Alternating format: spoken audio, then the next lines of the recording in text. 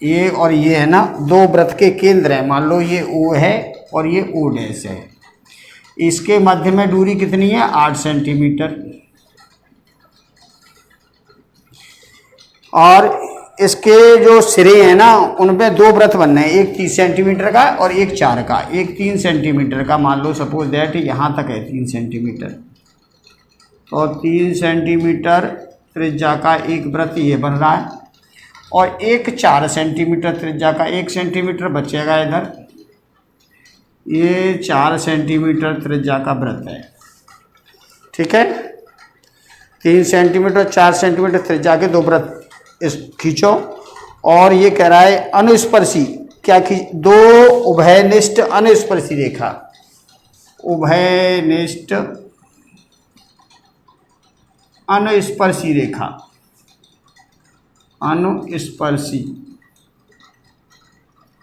रेखा। देखो, उभयनिष्ठ अनुस्पर्शी रेखा जो होती है उसमें दोनों त्रिज्याएं जो होती हैं उनके जोड़ के उनके मतलब घटाव के बराबर वृत्त की रचना करते हैं बड़े वाले वृत्त में।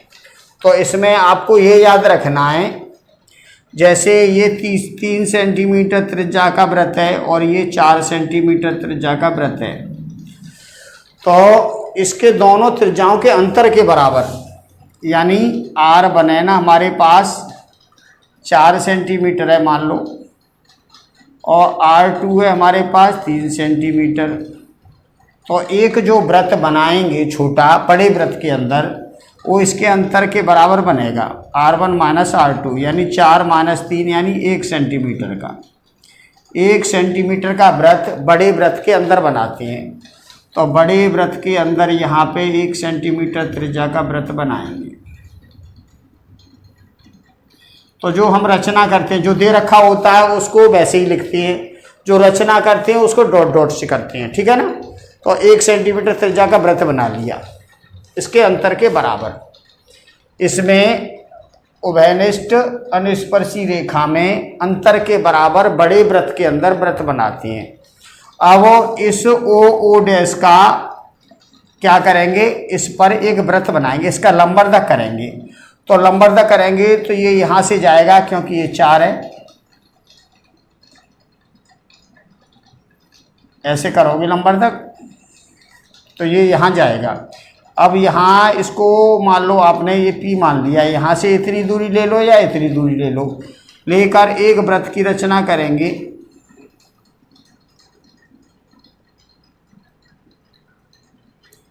जो 1 सेंटीमीटर का जो वृत्त बनाया है उसको यहाँ कट कर रहा है। अब जहाँ कट करेगा ये वाला वृत्त अर्धवृत्त और इस वाले वृत्त को यहाँ काट रहा है, इसको मिलाते हुए लाइन खींचो ऐसे, ठीक है। अब यहाँ पे देखिए इसके समानांतर, मान लो ये सपोज दैट B है, अब इसके समानांतर यहाँ पे लाइन खींचनी है। तो आप ये देखोगे ये जितना कोण है उतना कोण आप बनाते हुए लाइन खींचोगे।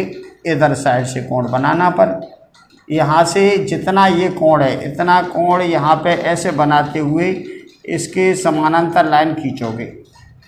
इसके समानांतर ये वाली लाइन, ये दोनों समानांतर लाइन है। समानांतर लाइन खींचने का तरीका एक ही है। मान लो ये 60 है तो आप इधर से 120 बना लो या इधर से 60 बना लो, वो आपकी मर्जी है।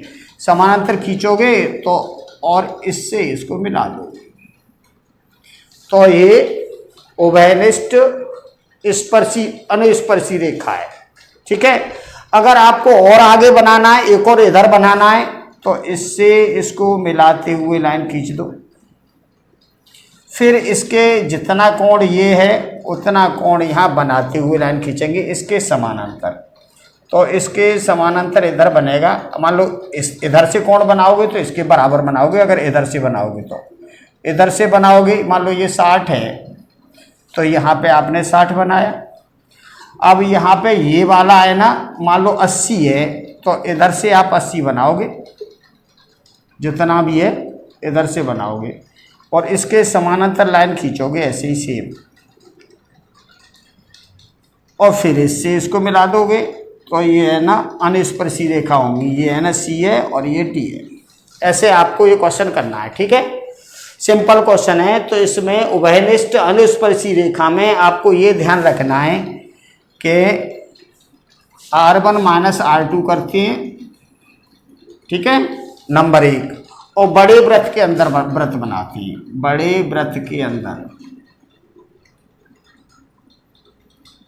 वृत्त बनाते हैं। ये आपको ध्यान रखना है, बाकी का सब नॉर्मल है, ठीक है।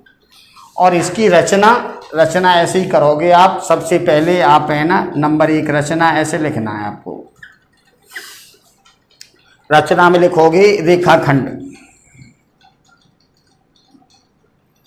ओ डैश बराबर 8 सेंटीमीटर खींचा है, ठीक है। सेकंड स्टेप में ओ पर 3 सेंटीमीटर तथा ओ डैश पर 4 सेमी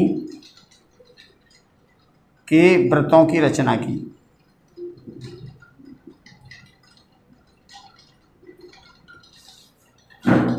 अब इसके बाद थर्ड स्टेप जो है वो आप ये लिखोगे R1 माइनस R2 बराबर 4 माइनस 3 यानी 1 सेंटीमीटर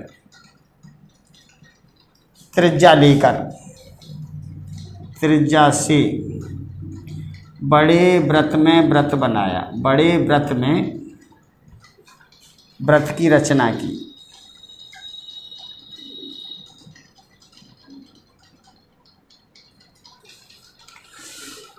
फिर इसके बाद फोर्थ वाला स्टेप यहाँ पे इसका अर्धक ओ डैश का अर्धक किया,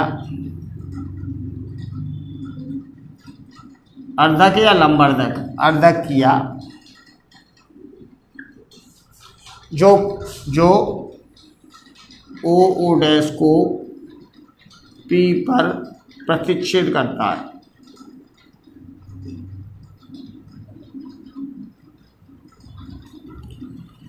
इसके बाद पी को केंद्र मानकर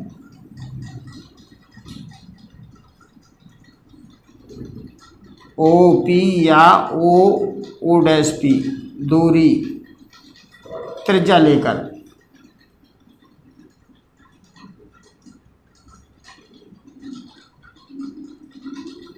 एक वृत्त की रचना की।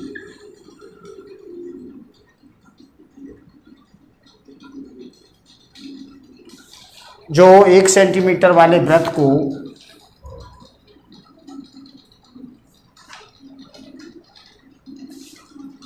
जो 1 सेंटीमीटर वाले वृत्त को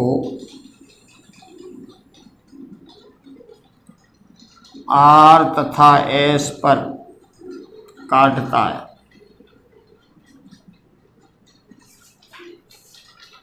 ठीक है, R और S पे काट रहा है, ओ डैश। अब इसके बाद यहाँ से ये लिख लो आगे ओ,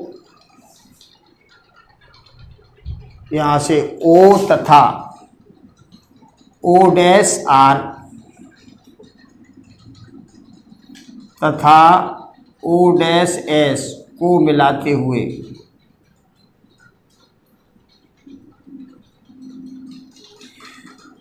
रेखा खींची। जो 4 सेंटीमीटर वाले वृत्त को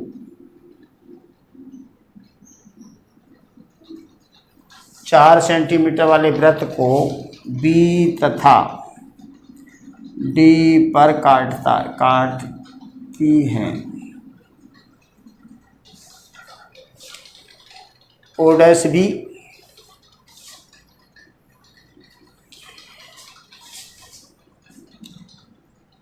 O डैश B तथा O डैश D के समानांतर क्रमशः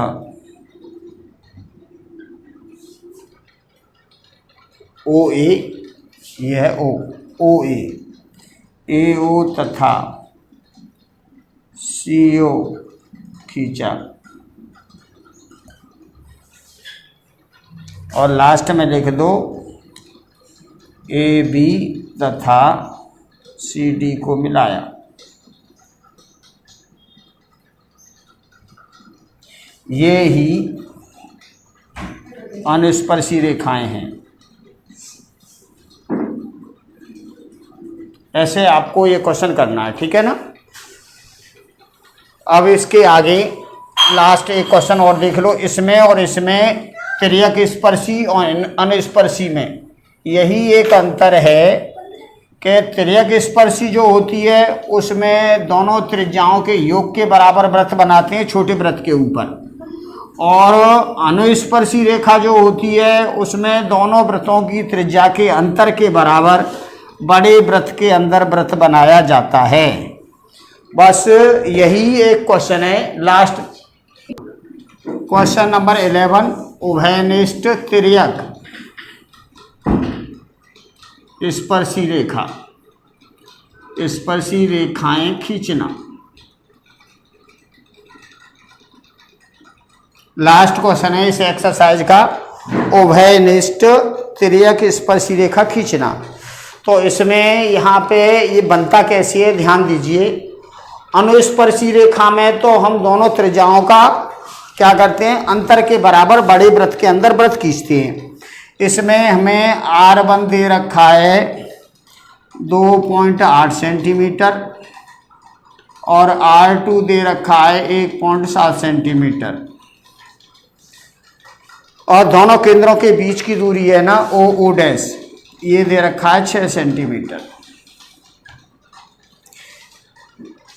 तो यहाँ देखिए इसको कैसे करेंगे।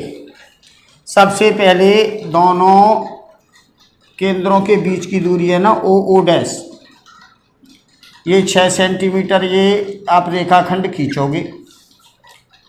अब एक पे इस वाले पे बड़े वाले ये R1 है 2.8, तो 2.8 का वृत्त तो इस पे बनाओगे एक सिरे पे, ये भाई 2.8,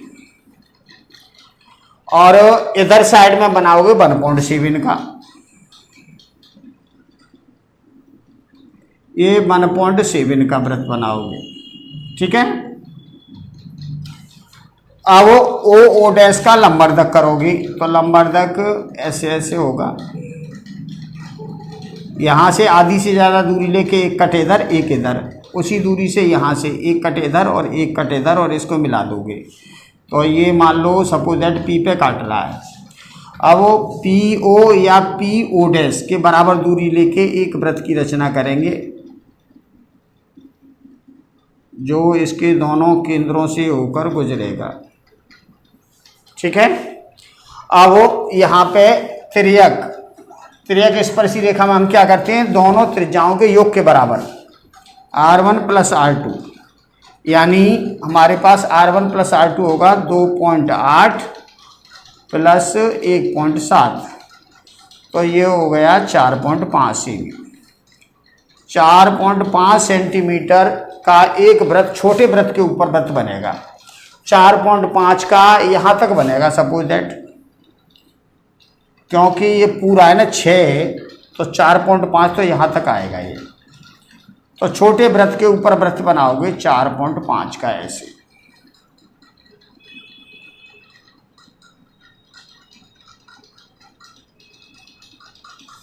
छोटे वृत्त के ऊपर 4.5 का वृत्त बनाओगे, ठीक है।